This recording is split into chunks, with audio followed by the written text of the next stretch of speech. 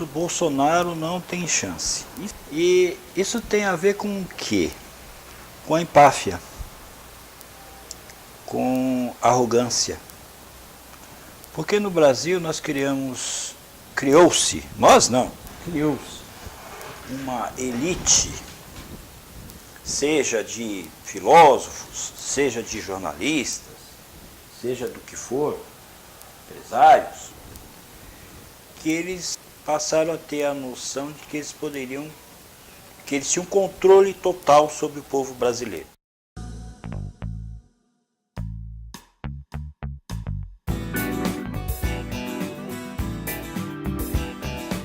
Pensemos juntos.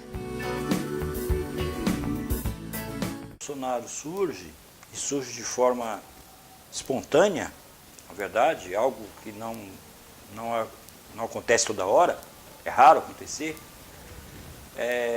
e ele chega a concorrer à presidência e tal. Nós ouvimos várias vezes, várias pessoas dizendo que ele não tinha chance e tal. Muito bem-vindos ao painel WW. Nosso tema hoje é política na veia.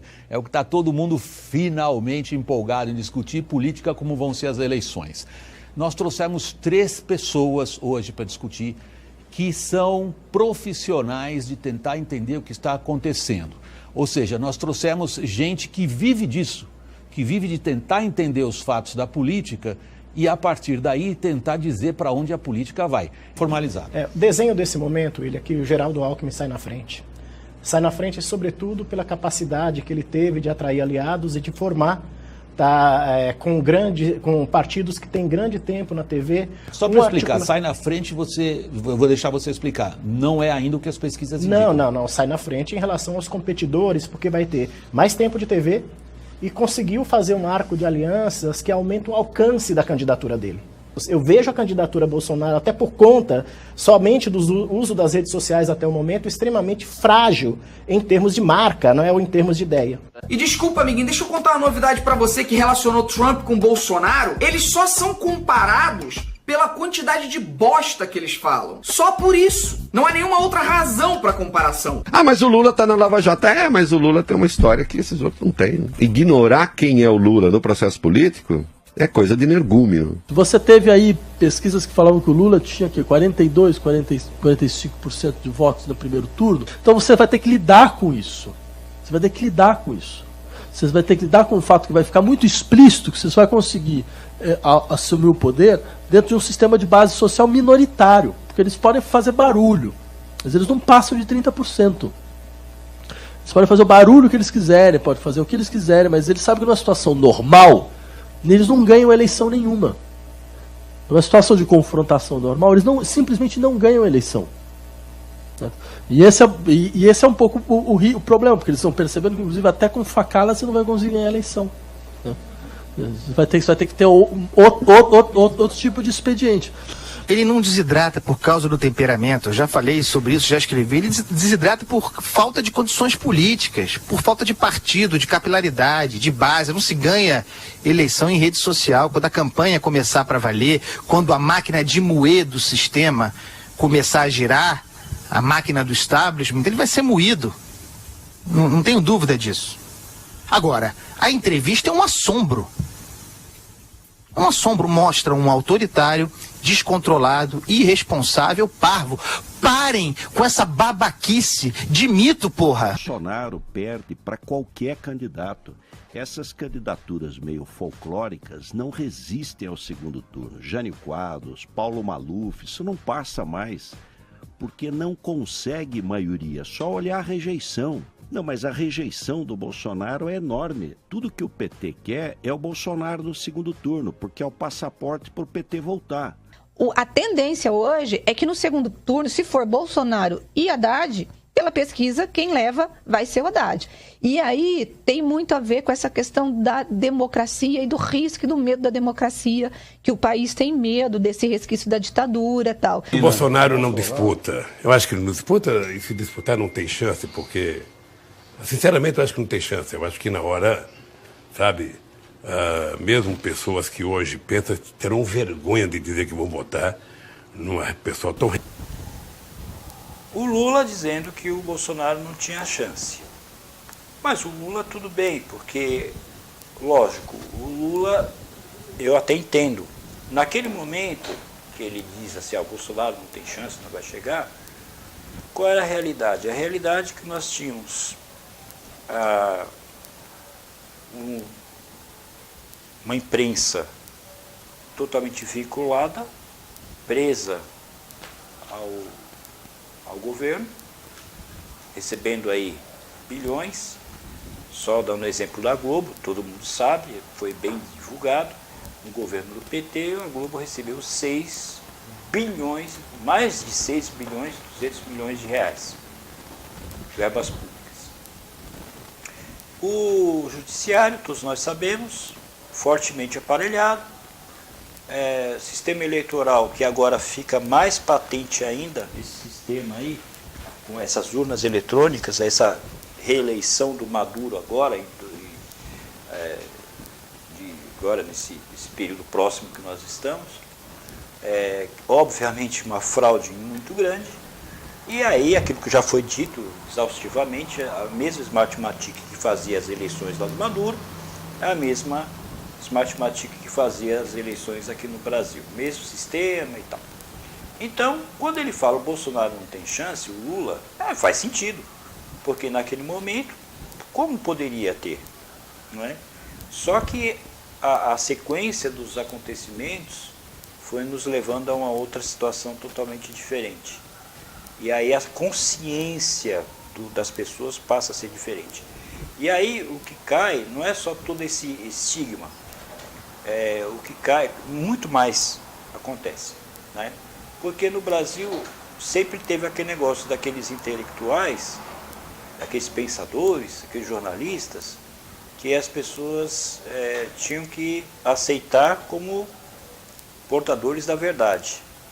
E a internet veio mudar muita coisa, veio mudar mesmo. E uma das coisas que mais me chama a atenção na internet é que agora nós temos condição de rever as coisas.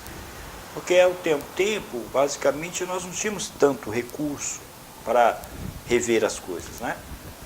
Um programa passava na televisão, eu podia até gravar e tal, mas era uma coisa um pouco mais complicada.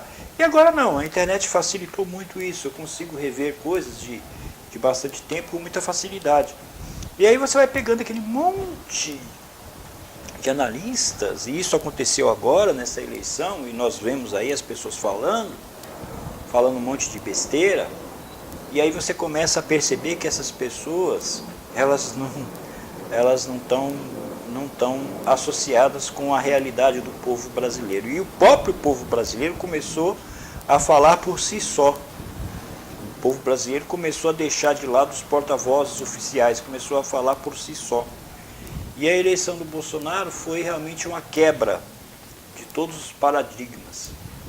E eu volto a insistir nesse ponto, porque essa revolução que aconteceu no Brasil, essa revolução pacífica, ela não veio à toa, ela foi fruto de um trabalho, né?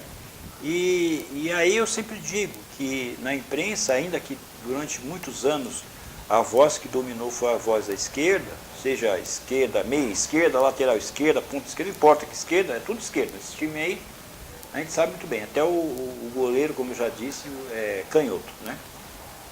Então eles liam a realidade do jeito que eles queriam ler. E o Olavo de Carvalho acabou sendo realmente figura muito importante. E eu quero dizer que eu não concordo com tudo que o Olavo de Carvalho fala, não concordo, tá? Nunca fui aluno dele e tal, apenas reconheço o importantíssimo papel que ele cumpriu e cumpre aqui no Brasil. E aí tem esse livro, que é um livro realmente obrigatório, né? Nenhuma pessoa que acha que pensa no Brasil pode se eximir de ler esse. Aliás, os livros do Olavo de Carvalho, eu gosto deles muito, mas esse livro, que é o mínimo que você precisa saber para não ser um idiota, que foi compilado pelo Felipe Moura Brasil, esse livro é obrigatório para que você entenda o que foi feito, o que aconteceu no Brasil. E aqui não temos aqui uma série de teorias de conspiração, não, são coisas documentadas, são fatos, não é? E esse livro, assim como outros livros do Olavo de Carvalho, mas esse eu acho que é obrigatório. E, aliás, é um livro muito bom de ler, muito fácil de ler, ele é grandão, mas é muito legal. Eu diria que se você não está entendendo ou não entendeu muito bem o que está acontecendo no Brasil, esse livro vai esclarecer muito, muito. Esse livro ele é obrigatório.